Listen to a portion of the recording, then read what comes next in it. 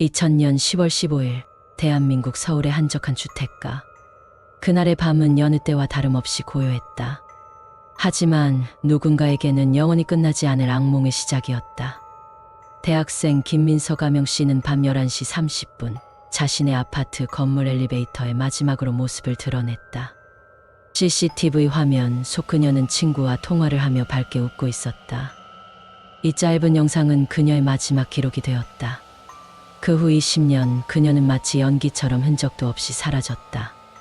모든 것을 집어삼킨 듯한 어둠 속에 오직 이 몇 초의 영상만이 그녀가 존재했다는 유일한 증거로 남았다. 우리는 지금부터 그날 밤 CCTV가 포착한 진실의 끝자락을 추적하려 한다. 사건 발생 당일 민서 씨의 하루는 지극히 평범했다. 오후에는 도서관에서 친구와 함께 공부했고 저녁에는 근처 카페에서 간단히 식사를 했다. 그녀의 휴대폰 통화 기록에는 가족, 친구와의 평범한 대화들이 빼곡히 채워져 있었다. 특별한 약속이나 이상한 낌새는 전혀 없었다. 가족들은 그녀가 집에 돌아와서 따뜻한 저녁을 함께 먹을 거라 생각했다. 하지만 그녀는 돌아오지 않았다. 우리는 그녀의 발자취를 따라가며 이 평범했던 일상 속에 숨겨진 미스터리한 실마리를 찾아야만 한다. 민서 씨가 마지막으로 목격된 장소는 바로 그녀의 집 앞이었다. CCTV는 그녀가 친구와 통화하며 웃는 얼굴로 아파트에 들어서는 모습을 선명하게 기록했다. 하지만 엘리베이터 문이 닫히고 난 후 그녀는 그 어떤 CCTV에도 포착되지 않았다. 심지어 아파트의 다른 출입구에도 주변 골목길에도 그녀의 모습은 없었다. 그녀가 정말로 엘리베이터를 타고 집으로 올라간 것이 맞을까? 아니면 엘리베이터 문이 닫히는 그 짧은 순간 예상치 못한 일이 벌어진 것일까? 민서 씨가 사라진 다음 날 가족들의 신고를 받은 경찰이 그녀의 아파트를 찾았다. 현관문은 잠겨 있었고 강제로 침입한 흔적은 없었다. 집 안은 그녀가 잠시 외출한 것처럼 모든 것이 제자리에 있었다. 식탁에는 먹다 남은 빵이 놓여 있었고 침대에는 읽던 책이 펼쳐져 있었다. 마치 그녀가 방금 전까지 이 공간에 있었던 것처럼. 하지만 그녀는 없었다. 집 안에는 그녀의 흔적만 가득했고 그 어디에서도 그녀의 행방을 찾을 수 없었다. 수사팀은 집안을 샅샅이 조사하던 중 이상한 점을 발견했다. 현관에는 그녀가 외출 시 신던 신발이 없었다. 보통 사람이 외출했다 돌아오면 신발을 벗어놓기 마련이다. 만약 그녀가 집에 들어왔다면 신발은 어디로 갔을까? 누군가와 함께 집에 들어와서 다시 나갔던 것일까? 아니면 애초에 집으로 돌아오지 않았던 것일까? 이 작은 단서는 그녀가 엘리베이터를 타고 올라온 이후의 상황에 대한 수많은 의문을 낳았다. 경찰은 민서 씨의 통화 기록을 심층 분석했다. 놀랍게도 그녀가 사라지기 직전 새벽 1시 20분에 발신자. 표시가 제한된 번호로 5분간 통화한 기록이 발견되었다. 이 번호는 발신지 추적이 불가능했다. 통화 내용은 무엇이었을까? 그녀는 누구와 통화했을까? 이 전화가 그녀의 실종과 관련이 있을까? 수사팀은 이 의문의 통화 기록에 집중했지만 어떤 단서도 찾을 수 없었다. 이웃 주민들을 대상으로 한 탐문 수사에서도 혼란스러운 증언들이 나왔다. 한 주민은 그날 밤 민서 씨의 집 근처에서 낯선 남성이 서성이는 것을 보았다고 했다. 하지만 다른 주민은 아무도 보지 못했다고 주장했다.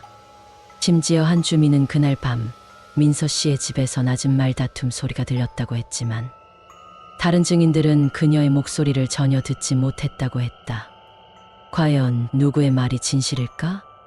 수사팀은 민서 씨의 주변 인물들을 대상으로 광범위한 조사를 벌였다. 사건 전 민서 씨와 다툼이 있었던 남자친구, 최근 그녀에게 집착을 보였던 선배, 그리고 그녀의 집에 드나들던 택배 기사까지. 모두가 용의선상에 올랐지만 알리바이와 증거 불충분으로 인해 누구도 범인으로 특정할 수 없었다. 아파트 내부에는 엘리베이터와 현관 로비에만 CCTV가 설치되어 있었다. 계단이나 옥상 등에는 CCTV가 없어 그곳에서 어떤 일이 벌어졌는지는 알 길이 없었다. 만약 민서 씨가 엘리베이터를 타지 않고 계단을 이용해 옥상으로 갔다면? 혹은 누군가에 의해 강제로 계단으로 끌려갔다면 CCTV는 그녀가 올라가는 모습만을 보여주었지만 그녀가 그 아파트에서 어떻게 사라졌는지는 말해주지 않았다. 사건 발생 며칠 뒤 아파트 건물 뒤편 작은 화단에서 민서 씨의 신발끈 한 짝이 발견되었다.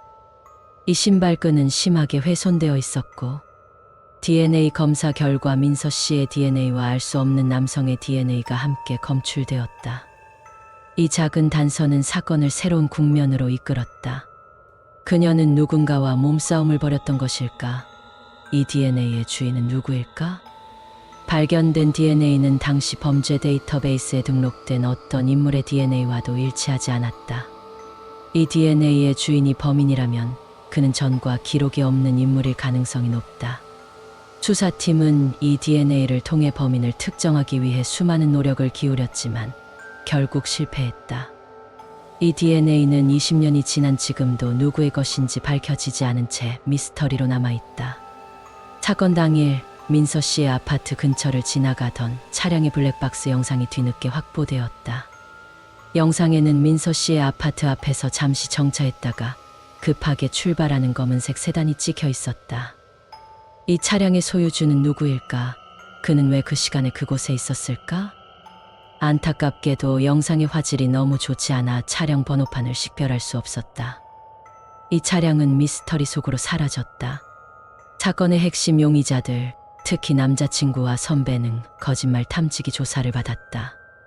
남자친구는 그날 밤 민서 씨와 다투었다는 질문에 불안정한 반응을 보였지만 민서 씨를 해치지 않았다는 질문에는 진실 반응을 보였다. 선배 역시 민서 씨의 행방을 모른다는 질문에 진실 반응을 보였다. 하지만 이 결과는 어디까지나 참고 자료일 뿐 결정적인 증거가 될 수는 없었다. 민서 씨는 엘리베이터를 타고 15층 자신의 집으로 올라갔을까? 엘리베이터 기록에는 그녀가 15층 버튼을 누른 기록이 남아있지 않았다. 그녀는 1층에서 다른 층 버튼을 누른 것일까? 혹은 누군가와 함께 있었기 때문에 직접 버튼을 누르지 않았을까? 엘리베이터 내부 CCTV에 그녀의 모습만 찍혔다는 사실은 그녀가 다른 사람과 함께 있었지만 그 사람은 CCTV의 사각지대에 있었을 가능성을 시사한다. 범죄 심리학자들은 이 사건을 증발형 실종으로 분류한다. 어떤 흔적도 이유도 없이 한 사람이 갑자기 사라지는 유형이다. 전문가들은 이러한 유형의 사건에서 범인은 피해자와 면식이 있는 경우가 많다고 분석한다. 범인은 피해자의 습관과 행동 패턴을 잘 알고 있었을 것이며 CCTV의 사각지대와 같은 허점을 노렸을 가능성이 높다. 수사팀은 혼자서 이 모든 것을 계획하고 실행하기는 어렵다고 판단했다. 특히 신발끈에서 발견된 DNA가 기존 용의자들과 일치하지 않는다는 점에서 사건에는 한 명 이상의 공범이 존재할 가능성이 제기되었다. 한 명은 민서 씨를 유인하고 다른 한 명은 시신을 처리하는 역할을 분담했을 것이다. 이 가설이 맞다면 사건은 더욱 미궁 속으로 빠지게 된다. 시간이 흐르면서 이 사건은 대중의 기억 속에서 점차 잊혀졌다. 수사팀은 해체되었고 담당 형사들은 다른 사건으로 옮겨갔다. 이 사건은 영구 미제 사건으로 분류되었고 민서 씨의 가족들은 아직도 딸의 소식을 기다리고 있다. 그들은 매년 이맘때면 딸이 사라진 그 거리를 찾아가 혹시라도 딸의 흔적을 발견할 수 있을까 희망한다. 하지만 이 사건은 아직 끝나지 않았다. 최근 다시 이 사건이 재조명되면서 당시의 증거들을 첨단 과학기술로 다시 분석하고 있다. 특히 CCTV 영상의 화질을 개선하고 신발끈에서 발견된 DNA를 최신 데이터베이스와 대조하는 작업을 진행 중이다. 20년 전에는 불가능했던 기술들이 이제는 작은 실마리라도 찾아줄 수 있을지 모른다. 당시 용의자 중 한 명이었던 민서 씨의 남자친구는 현재 결혼해 평범한 삶을 살고 있다. 하지만 그날 밤의 알리바이가 불분명했던 만큼 다시 한번 수사 선상에 올랐다. 그는 왜 민서 씨와 마지막으로 통화한 내용을 숨겼을까? 그가 사건의 모든 진실을 알고 있는 것은 아닐까? 하지만 그는 여전히 아무것도 모른다고 주장한다. 최근 방송에서 이 사건이 재조명되면서 새로운 제보가 들어왔다. 사건 당일 민서 씨의 아파트 근처에서 수상한 흰색 트럭을 봤다는 목격자가 나타난 것이다. 이 트럭은 20년 전에 블랙박스 영상에 등장했던 검은색 세단과는 다른 차량이다. 만약 이 제보가 사실이라면 범인은 다른 차량을 이용해 증거를 인멸했거나 사건에 다른 공범이 있었을 가능성이 높아진다. 수많은 단서와 증언, 그리고 첨단 기술에도 불구하고 이 사건은 여전히 미해결 상태다. 우리는 수많은 가설과 의문을 제기했지만 그 어떤 것도 민서 씨의 행방을 설명해 주지는 못했다. 범인은 어떻게 그녀를 흔적도 없이 사라지게 만들었을까?